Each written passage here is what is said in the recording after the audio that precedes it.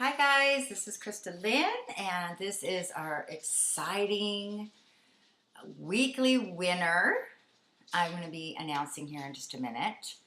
I'm super excited about this pick from the hat. I just want to let you guys know again, I'm reading all your emails. I love my new Pisces Moon friends because we just love to write novels to each other, don't we? So I am reading everything. Haven't been able to get back to everybody yet. I'm hoping that these videos will answer many of your questions. You know, maybe you didn't get picked that week, but maybe you share a similar thread or a similar trait, or you know somebody, and maybe it'll shed some insight. So I hope that these videos are educational. I know they're a little long right now, you guys, and I have some really cool creative plans for later. It'll be shorter, but I am just trying to establish for myself and for those of you out there who, you know, are going to be listening to me, a little foundation of different thoughts on astrology. And so they're a little bit more of a teaching style right now. And I appreciate those of you who are taking the 15 plus minutes to watch my videos, but I promise they won't always be that long because I know time is really valuable. So thanks for that, you guys. Okay, so what I'm doing right now is I picked out 5 people right now out of my hat, okay? And some of you guys have been contacted. If you haven't been contacted yet, you will be. I pick up 5 at a time. I'm just trying to find a system that works, and I kind of start looking at your charts as I go and just getting a feel for them and getting to know you. And then, you know, each week I kind of decide which one I want to do just based on where I'm at and what I feel is important, maybe because of different questions have come in. All of those things being said, today I picked a very special day because this is our contestant's birthday. So happy birthday, May 30th, 1956.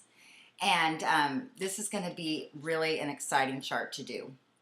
Okay, this chart, I'm sorry, I had it up here. Let's see what I did. Here we go. Okay, hopefully you guys are still there. Okay. So this chart, you know, when I first look at a chart, you guys, and again, this is just, you know, how I do it. So, you know, take insights. Everybody's going to read a chart differently. Why? Because we all think differently. When you guys watch my videos, you're going to probably get a more intuitive approach and emotional and all my Pisces craziness. You know, you'll probably get a little of that. If you're more scientific about chart reading, there are fabulous videos all over YouTube. So I hope you guys check out lots of different people so you can learn from different perspectives. I just want to be one of them, okay? So anyway, when I looked at your chart, I was just like, you are such an interesting person. You are such an interesting person because it's kind of like, you know, sometimes I see a chart and I see this beautiful theme going through it, and it's just real soft, and it's like, oh, I kind of feel like I know that person, especially if they share any of my planets, then I identify, of course. But here I'm like, oh my gosh, this is like electricity and water. Electricity and water. What do you do with electricity and water? You know, wow, that's really something very important to handle very carefully, because we know water and electricity together can be very dangerous if not handled very carefully. Electricity alone can be very dangerous if you don't know how to handle electricity. You have a lot of electricity in your chart, and so you just got a lot of energy. You've got a lot of things going on. First of all, we're going to look at the fact that you are the sun is in Gemini. And sometimes I say Gemini sun or Pisces moon. That's just my little quirky lingo, you guys. So forgive me if I've not said everything just exact, because I do know exactly how it should be said, but I like mimicry and stuff as a Virgo. So you are Gemini, so you're busy-minded. You've got lots of thoughts, lots of ideas. You see things through different perspectives. You know, that committee, you know, you might even have a name for each one of those different people that talk to you. You know, that Gemini men, you know, at some point in their life kind of come to grips with the fact that they do have a committee. And let's take a look at our moon sign. Now, our moon is what I like to look at first, because that really, like I've said before, tells me the heart of the matter. And the moon, we have Aquarius. Now, every time I see the moon in Aquarius, I just get like this real electric feeling over me, like, okay, this is really a hard thing to pin down, because the electricity and the impulses and the lightning bolts that you get in life are erratic at times. You get these great moments of inspiration and they come out of nowhere, and you don't know what to do with them. We also want to take a look at the fact, when we look at the moon in Aquarius, and I've written down a few things here. I do know quite a few people that have moon in Aquarius. My son is one, and I had some very close friends with moon in Aquarius, so I'm familiar. But again, it's hard to pin down. It's really hard to pin down, and that's because it's Uranus. Uranus and Saturn rule Aquarius in today's Western astrology, and Uranus is a very, very powerful planet, and I don't think people give him enough credit. So here we'll see that you'll be a lifetime student of human nature. You're going to feel different. You may have a feeling like, where do I fit in? But deep down inside, there's a feeling of like, I'm kind of special. I know I'm special. That's the thing about Aquarius, is they are special because they come and they bear the message. There's a message that comes through to them, and you can trust their instincts. You see a lot of all of your talk show hosts having strong placements of Aquarius. Whoopi Goldberg, Aquarius rising, Oprah Winfrey, Aquarius. She's 10. Ellen DeGeneres. I think even Roseanne Barr, if I remember correctly. Strong Aquarius threads. You see a lot of this in actors. You see this is very, very popular, and so it's a cool place. But again, hard to define. So you're unique, quirky. You don't quite fit in. We kind of mentioned that. Now, a lot of times Aquarius, especially in the moon sign, they are labeled as being detached, as having a detached side. So, but this is really, in my opinion, an air of being above messy emotions. They really don't want to dive down deep into the emotions. That's the Pisces job. Unless you have a lot of Pisces in your chart, that's the Pisces job. We want to broadcast. We want to bring all kinds of different things together. We're electric. We just want to get a little in here, a little in there, and we really don't want to deal with all of that. Okay, so that's a detached side, but that's the sign of a broadcaster. You also have the strong gift in Gemini of communication. So you have strong desire to communicate something. What is that? What is it that you are here to communicate to the world? Now, interestingly enough, we must take a look at this ascendant. And this ascendant is in Scorpio, and your Saturn is in Scorpio. So you are going through some quite interesting things right now in your life. We said you were born in 1956. So you're in your second Saturn return right now. Okay? So this is a very, very important pivotal time in your life. Now, there's another point here I want to make when I look at Saturn in Scorpio in your chart. He's retrograde. Yay! I've been doing some studies on retrograde. I also have Saturn retrograde in my chart, and I have Aries and Saturn, and so I've heard that's like not good. Then I was super happy to find out that when it's retrograde, it reverses the curse. So I don't know. In all the different studies I've done and different perspectives I've looked at, everybody's kind of said a similar thread of things, which is anytime you have a retrograde planet, it brings more reflection down within. You're more reflective. But particularly in Saturn, because his job is to really come in and he comes in and he takes a look at the situation. He looks at your life and he just goes, I got 2.5 years to clean this mess up. This is the mess that you made from the last 29 years. Let's see what you've learned since I was here the first time. This is what he's doing in his second return. So he scans the situation, okay? Scans the situation, and he takes a look at your life, and he starts taking one thing at a time and addressing it. You know, everybody's so afraid of Saturn, but what you guys have to remember is he takes 2.5 years. So yes, there can be very extreme abrupt moments, but he knows that it takes a person about 2.5 years to really make a transformation. And so because Scorpio is in your first house, Saturn is lighting that up. And this is all about your identity. You're having a radical change in your identity right now.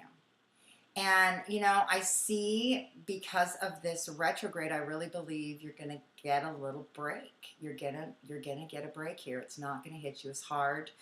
You apparently have already learned a lot of these lessons. Another thing about Saturn, guys, is, you know, again, everybody's so afraid, but the fact is however hard you hold on to what you already intuitively know needs to go in your life. You already know it. It's already been, that message has been coming way before Saturn even gotten there. This isn't right in my life, or, you know, this is a problem in my life. This needs to go. And so when Saturn comes in, he says, all right, what kind of grip you got on that thing? Let's take a look, you know, and we're holding on to it. And he's like, all right, I'm going to give you a little warning now. I got 2.5 years, and I am going to get the job done. It's going to happen.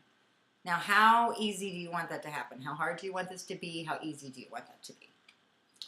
So it's really, we have a lot more, by being aware of these Saturns, we can start to go, all right, I got 2.5 years, take care of myself, I got to pay attention, I got to, you know, my intuitive abilities have to be up, okay? So here, it's all about in your identity, how you're presenting yourself. You might possibly be looking at life right now and saying, you know what, is this it? I want a second chance. I got a lot of wisdom. I got a lot of experience. I got a lot of great ideas. You got tons of great ideas going right now because you also have Mars in Aquarius. So you are doing something. And I'm curious to know if you have an affinity towards music and all of that. I don't know. We haven't talked about what you do. I do not know. Okay. Oh my gosh. It's 12 minutes. I hate this because I just want to. All right. Here we go, Mark. Let's see. We've looked at Saturn. Let's look at Jupiter and Leo. Right now, Jupiter is in Cancer. It's just moving into Cancer. Jupiter takes a year to get around. This is really good because last year he was in Gemini, and last year he was in Gemini, and that made us all busy with our ideas, right? The last year we've all been trying to get our ideas out there, talking to lots of people, but not really establishing anything. Well, now that he's moving into Cancer, right about now in June, we're all going to get, like, our ideas are going to be rooted. They're going to be planted. They're going to be more home-based businesses. We're going to see you know, a lot of people working from their offices, from the computers, making businesses from their home. This is a good year for everybody, and this will be a good year for you, preparing you for Jupiter and Leo next year. That's going to be your year. So that'd be 2014. Look for the dates. I did not look those up for you. It's around June 2014 when Jupiter in Cancer moves into Leo. You're going to have a really highlighted period of time in that year. Okay, so that's your year. This year is in preparation. Okay, so we've got that. Oh my gosh. Okay, really quick here. Let's see what else I saw about you. Moon opposes Pluto. You can have intense emotional scenes in your relationships. Venus in Cancer. Wow, this water. Here we go. Here we have this guy who can almost be attached. Think from the head. You know, you're busy up in your mind. But your heart is so deep and so caring and so nurturing and protective of your family. So that's really good. But, you know, you're driving those ladies crazy. I don't know what you've done, but you've got them all crazy. Conjunction, Moon and Mars. This also gives you a tendency to try to be in control of your passions, you know, control of, you know, you have a hard time really letting go there. So here in your heart, it's full with all this intuition, all this emotion from Cancer, and yet there's a part of you that's like, I can't let that out. I have to control the situation. So these are just threads, guys. These are different parts of our personality, different perspectives. They come out at different times. I mean, you know, it's funny because my Mars is in Leo, okay? And you guys might see my little Leo come out. You know, if I get, you know, something riles me up, you'll see it come out. But not very many people really see my full Leo. Like my couch jumping Leo. There's only been a few people in my life that know how to push that button. I don't allow very many people to activate my Leo because I know how passionate I get when I feel like I'm defending myself, you know, on a respect issue, you know. So I have to be careful that I don't do that. So again, different seasons, different changes, different parts of you, these feelings and emotions come out. So you have a lot of things going on. You do. One thing I wanted to tell you though, because in one of your messages to me is you mentioned you had no earth. No earth, and so I'm looking around for some earth. Do you have any earth anywhere? You're right. You hardly have any earth. Although we do see in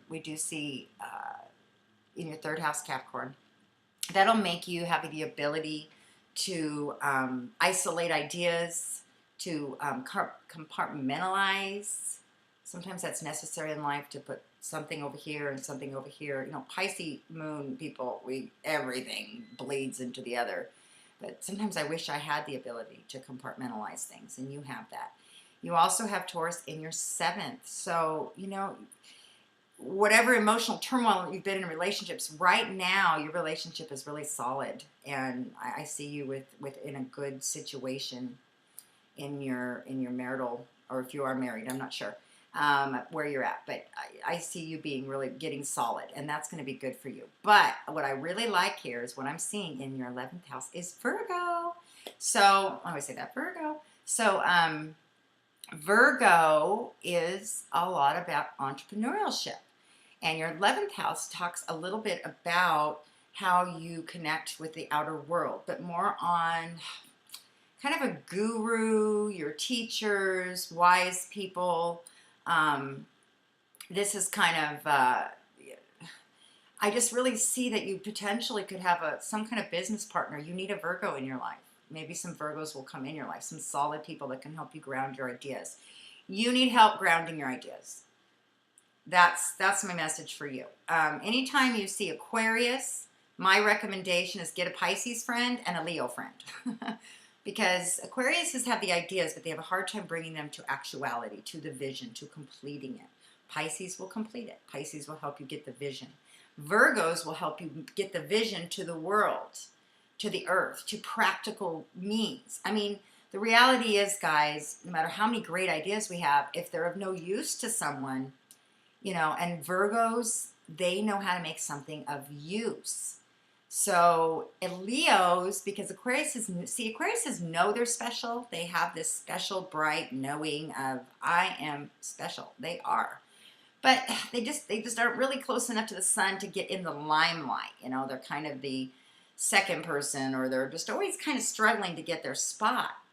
But a lot of times if you have a good Leo friend, Mars and Leo friend, something like that, you'll have someone come alongside you and go, hey, come on, let's get your ideas out there. Let's get them out in the limelight. Let's market them. So those are just some thoughts to think about. Let me see. I'm probably way over time. Oh, gosh. I'm sorry, guys. I can never keep that 15 minutes. You're a hard worker. Capricorn, Lilith and Capricorn, very hard worker. You can do it. You got good things coming your way. Just have a good time. Don't stress. Don't stress. Things are lining up for you. You just keep your eyes open. And, you know, Libra in the 12th house, partnerships, sometimes that can go bad, but I think as you get older, you take your wisdom with you and you can turn that 12th house into something positive. So I see entrepreneurship, possibly partnership. You value partnership. You're good in partners. You're a good communicator. So happy birthday. I want to do more, but gotta go. Bye.